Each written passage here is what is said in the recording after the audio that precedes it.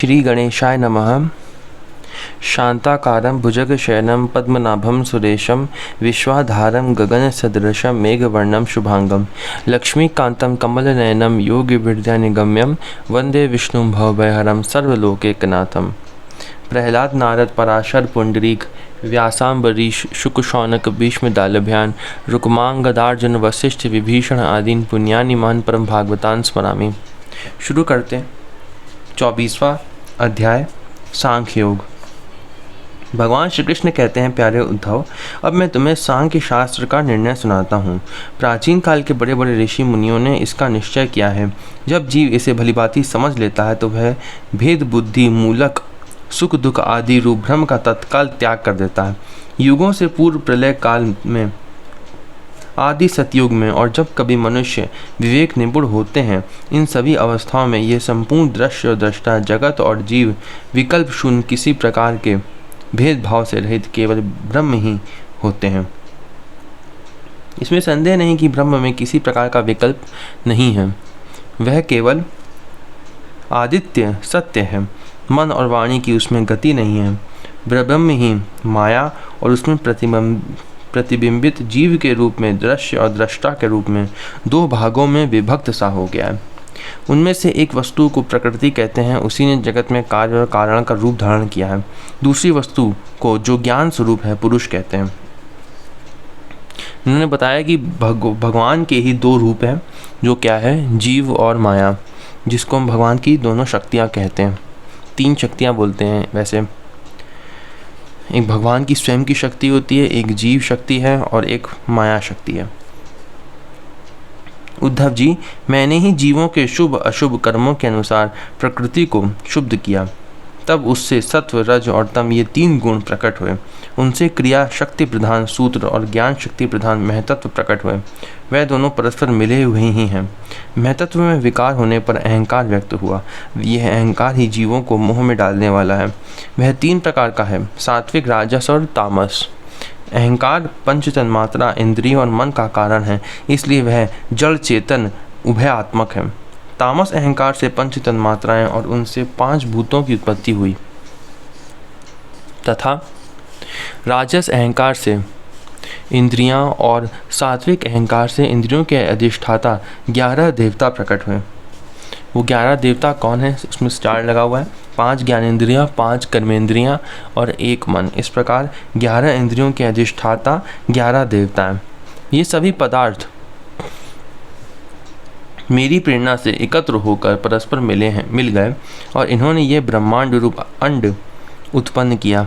यह अंड मेरा उत्तम निवास स्थान है। जब वह अंड जल में स्थित हो गया, तब मैं नारायण रूप से इसमें विराजमान हो गया। मेरी नाभि से विश्व कमल की उत्पत्ति हुई। उसी पर ब्रह्मा का आविर्भाव हुआ। विश्व समष्टि के अंतःकरण ब्रह्मा ने पहले बहुत बड़ी तपस्या की। उसके बाद मेरा कृपा प्रसाद प्राप्त करके रजोगुण के द्वारा भू भुव स्व अर्थात पृथ्वी, अंतरिक्ष और स्वर्ग, इन तीन लोकों की और इनके लोकपालों की रचना की। देवताओं के निवास के लिए स्वर्लोक, भूत प्रेत आदि के लिए भूर्वलोक अंतरिक्ष और मनुष्य आदि के लिए भूर्लोक पृथ्वी लोक का निश्चय किया गया। इन तीनों लोकों से ऊपर महरलोक, तपलोक और सिद्धों के निवास स्थान हुए। सृष्टि कार्य में समर्थ ब्रह्मा जी ने असुर और नागों के लिए पृथ्वी के नीचे अतल, वितल, सुतल आदि 7 पाताल बनाए। पृथ्वी के नीचे 7 पाताल हैं और ऊपर मह और तप, जन, ये सब लोक हैं ऊपर। इन्हीं तीनों लोकों में त्रिगुणात्मक कर्मों के अनुसार विविध गतियाँ प्राप्त होती हैं। योग, तपस्या और संन्यास के द्वारा महर लोक, जन लोक और तप लोक और सत्य लोक रूप उत्तम गति प्राप्त होती है, तथा भक्ति योग से मेरा परम धाम मिलता है। यह सारा जगत कर्म और उनके संस्कारों से युक्त है। मैं ही काल रूप से कर्मों के अनुसार उनके फल का विधान करता हूँ। इस गुण प्रभाव में पड़कर जीव कभी डूब जाता है और कभी ऊपर आ जाता है। कभी उसकी अधोगति होती है और कभी उससे पुण्यवश उच्च गति प्राप्त हो जाती है। जगत में छोटे बड़े, मोटे पतले जितने भी पदार्थ हैं, सब प्रकृति और पुरुष दोनों के संयोग से ही सिद्ध होते हैं। जिसके आदि और अंत में जो है वही बीच में भी है और वही सत्य है। विकार तो केवल व्यवहार के लिए की हुई कल्पना मात्र है। जैसे कंगन कुंडल आदि सोने के विकार और घड़े सकोरे आदि मिट्टी के विकार पहले सोना या मिट्टी ही थे, बाद में भी सोना या मिट्टी ही रहेंगे, अतः बीच में भी वह सोना या मिट्टी ही है। पूर्ववर्ती कारण महतत्व आदि भी जिस परम कारण को उपादान बनाकर अपर अहंकार आदि कार्य वर्ग की सृष्टि करते हैं, वही उनकी अपेक्षा भी परम सत्य है। तात्पर्य यह है कि जब जो जिस किसी भी कार्य के आदि और अंत में विद्यमान रहता है, वही सत्य है। इस प्रपंच का उपादान कारण प्रकृति है, परमात्मा अधिष्ठान है और इसको प्रकट करने वाला काल है। व्यवहार काल की यह त्रिविधता वस्तुतः ब्रह्म स्वरूप है और मैं वही शुद्ध ब्रह्म हूँ।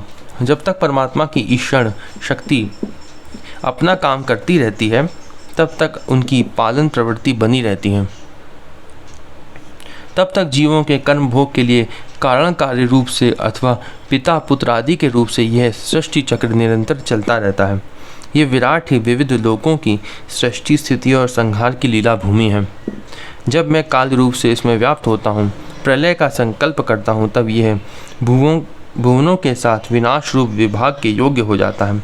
उसके लीन होने की प्रक्रिया यह है कि प्राणियों के शरीर अन्न में, अन्न बीज में और बीज भूमि में और भूमि गंध तन्मात्राओं में लीन हो जाती हैं। गंध जल में, जल अपने गुण रस में, रस तेज में और तेज रूप में लीन हो जाता है। रूप वायु में, वायु स्पर्श में, स्पर्श आकाश में तथा आकाश शब्द तन्मात्राएं लीन हो जाती हैं। इंद्रियां अपने कारण देवताओं में और अंततः राजस अहंकार में समा जाती हैं। हे सौम्य, राजस अहंकार अपने नियंता सात्विक अहंकार रूप मन में, शब्द तन्मात्रा पंचभूतों के कारण तामस अहंकार में और सारे जगत को मोहित करने में समर्थ विविध त्रिविध अहंकार महतत्व में लीन हो जाता है। ज्ञान शक्ति और क्रिया शक्ति प्रधान महतत्व अपने कारण गुणों में लीन हो जाता है। गुण अव्यक्त प्रकृति में और प्रकृति अपने प्रेरक अविनाशी काल में लीन हो जाती है। काल माया में, जीव में और जीव मुझ अजन्मा आत्मा में लीन हो जाता है। आत्मा किसी में लीन नहीं होता, वह उपाधि रहित अपने स्वरूप में ही स्थित रहता है। वह जगत की सृष्टि और लय का अधिष्ठान एवं अवधि है। यहाँ जो आत्मा लिखा है उसका अर्थ भगवान है, ठीक है। भगवान में सब कुछ लीन हो जाता है आखिर अंत में, और ये जितना भी संसार है वो भगवान के सब अंदर चला जाता है जीव के साथ साथ। उद्धव जी जो इस प्रकार विवेक दृष्टि से देखता है, उसके चित्त में प्रपंच का भ्रम हो ही नहीं सकता। यदि कदाचित उसकी स्फूर्ति हो भी जाए तो वह अधिक काल तक हृदय में ठहर कैसे सकता है? क्या सूर्य उदय होने पर भी आकाश में अंधकार ठहर सकता है? उद्धव जी, मैं कार्य और कारण दोनों का ही साक्षी हूँ। मैंने तुम्हें सृष्टि के प्रलय और प्रलय से सृष्टि तक की सांख्य विधि बतला दी। इसमें संदेह की गांठ कट जाती है और पुरुष अपने स्वरूप में स्थित हो जाता है। ये अध्याय यहीं पे समाप्त होता है। हम लोग अगला अध्याय अगली वीडियो में पढ़ेंगे। तीनों गुणों की वृत्तियों का निरूपण, 25वां अध्याय। ओम नमो भगवते वासुदेवाय।